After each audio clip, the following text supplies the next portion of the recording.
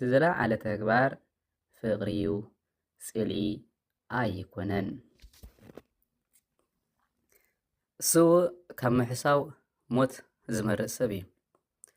ስዋኣት ኣይሞቱን ተስፋ እዮም ዝዘሩ።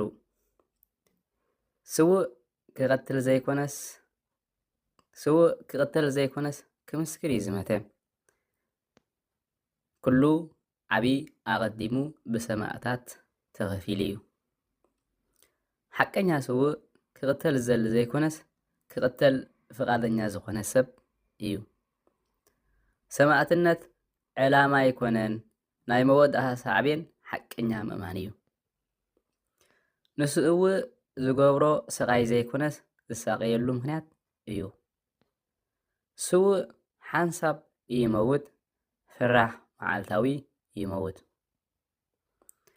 ዓለም ንሰማዕታት ብሞት ዘይኮነስ ብትብዓቶም እያ እትዝክሮም።